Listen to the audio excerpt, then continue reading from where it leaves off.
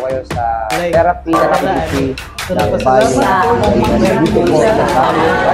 Ako po si Virgie Barbosa. Yung karamdaman ko ay sakit ang likod kasi may pilay ako sa likod.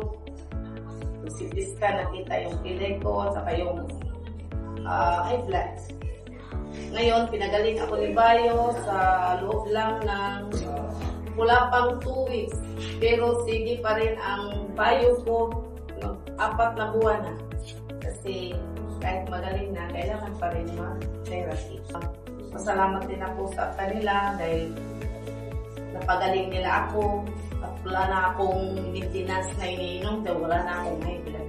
Okay na ang aking BP at saka yung sakit sa likod.